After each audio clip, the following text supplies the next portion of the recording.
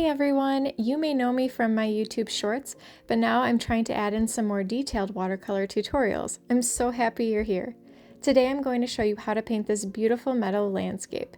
Here are the supplies that you'll need. Any brand of watercolor paper will do. I just always recommend that you use one that's 140-pound cold press and 100% cotton. You can cut your paper to whichever size you would prefer. The one I'm using is 4 inches by 4 inches. You'll need a glass or plastic cup, and whatever size the diameter of your cup is will determine the size of paper that you use. I also use a size 0 round brush, a size 10 round brush, and a size 2/0 liner brush.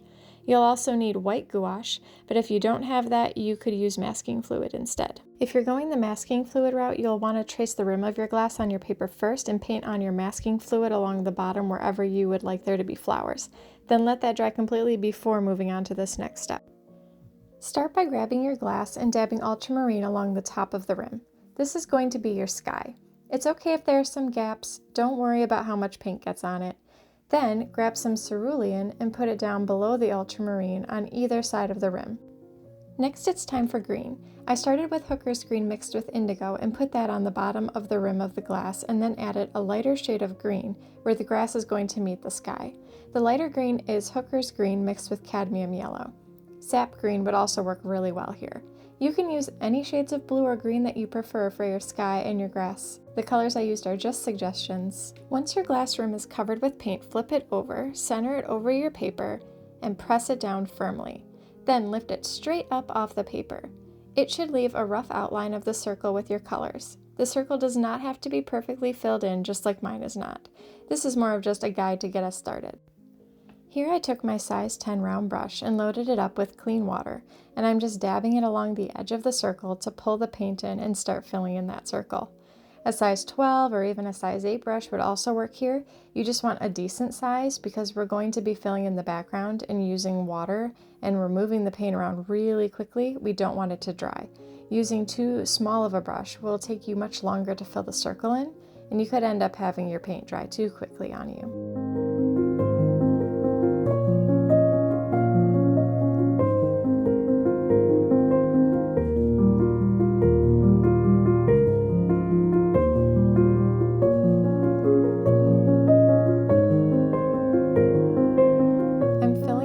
Of the circle with water. We want the entire circle to be wet. Now I'm adding extra pigment from my palette to deepen the colors and make them more vibrant. I'm adding a lot of ultramarine and blending that in, as well as some cerulean.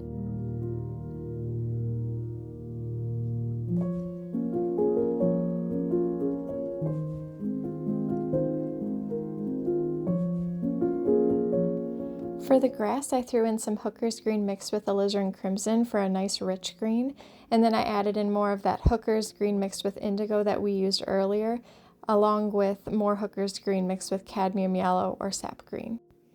I'm just continuing to add more pigment and letting those colors fill in and blend.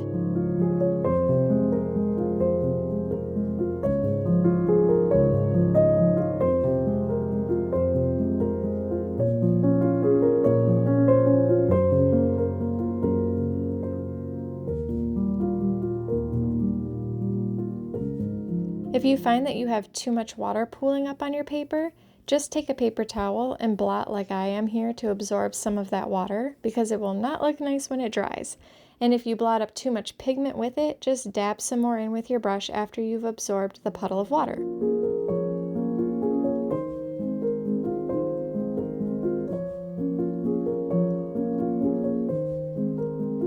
Picking up my paper and moving it around just to help those colors blend and spread evenly across the circle. And then I'm going back in with the size 10 round brush and just fixing some of my edges. So just fine tune here and make sure that your circle is just how you want it. Then let it dry completely. Now that your background is dry, it's time to pull out your 2/0 liner brush. Again, whatever size you prefer is fine here. You could also get away with just using a round brush if it has a nice tip on it. I just love the springiness and the precision with this liner brush for grass. I'm starting with my lightest green, which is the hooker's green mixed with cadmium yellow or sap green, and going along and just making lots of wispy strokes for grass going in various directions.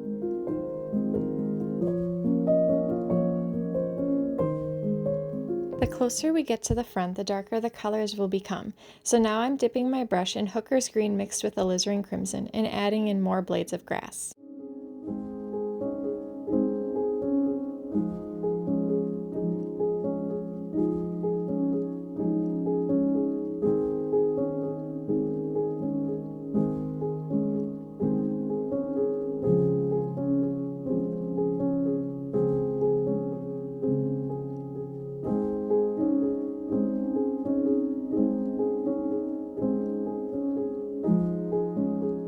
Finally, I'll use the Hooker's Green mixed with Indigo that we used earlier, which is my deepest, richest color, and put in those final blades of grass.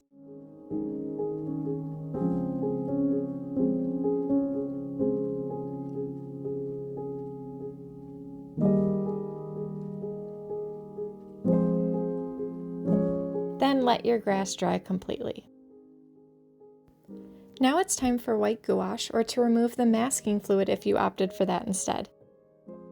I'm getting my size 0 round brush wet and adding a little water to my gouache to help it spread more easily. Now I'm adding in some white flower petals. Place them anywhere you'd like. Some flowers I'm giving 5 petals, some I'm only giving 2 or 3. You want a variety. We're imagining that some of the flowers are open all the way and facing towards us, while others may be slightly open and facing up towards the sky.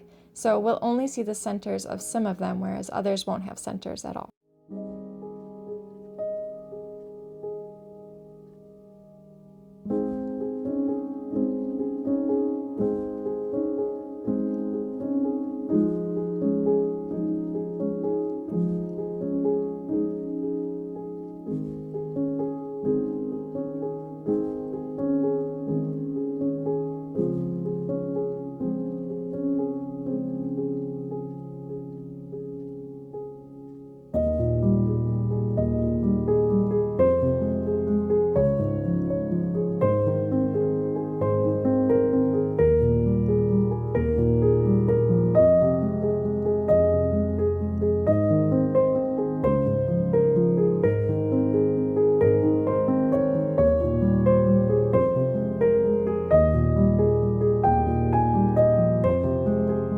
Grab another color if you'd like and paint some other flowers.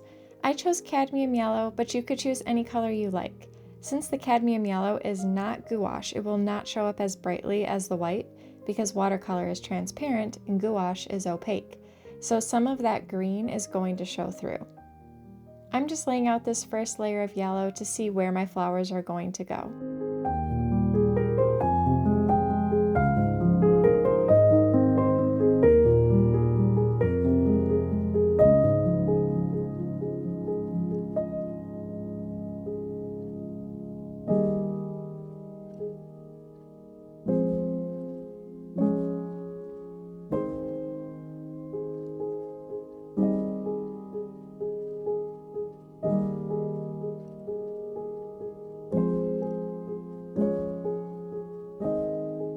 Now I'm mixing in a tiny bit of white gouache with my cadmium yellow watercolor, and that's going to make it a little more opaque enough that the flowers will pop out more.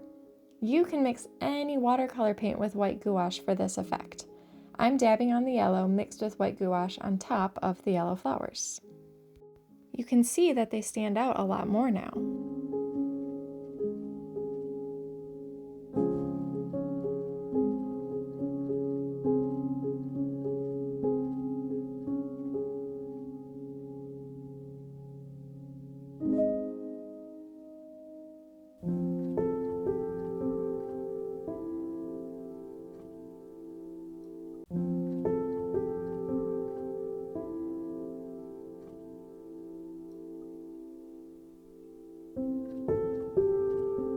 After your flower petals have dried, grab some Quinacridone Gold or burnt sienna and add in centers on your white flowers.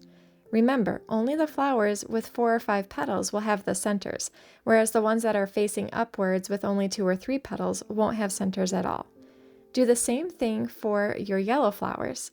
I used burnt umber for the centers so that it would look a little darker.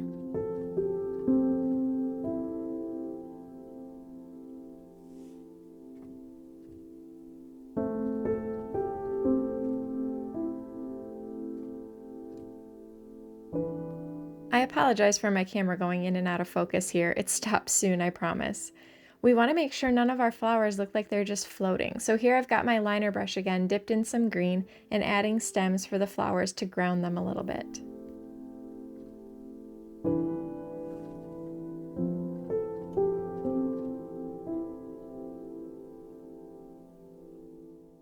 After your painting has dried, it's time for splatter. I really like the size 6 round brush for splatter. I just like the size of the splatter it creates, but again, you can use any type of brush that you want for this. The larger the brush, typically the larger the splatter drops will be. The smaller the brush, the smaller the splatter will be. Load your brush up with white gouache, make sure there's enough water on it too, and then splatter it across your painting. I really like the look of this, so I went crazy and splattered quite a bit of white on there.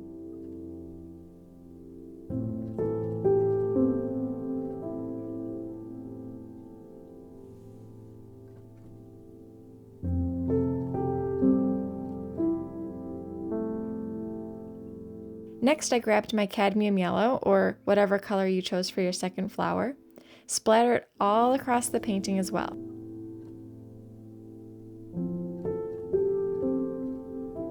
If you have any metallic paints, these are really fun to splatter on as well. So I splattered on some gold and also some silver to give it some sparkle. It's okay if your splatter goes outside of your circle, mine did. It doesn't really change the look of it too much. And now your painting is complete.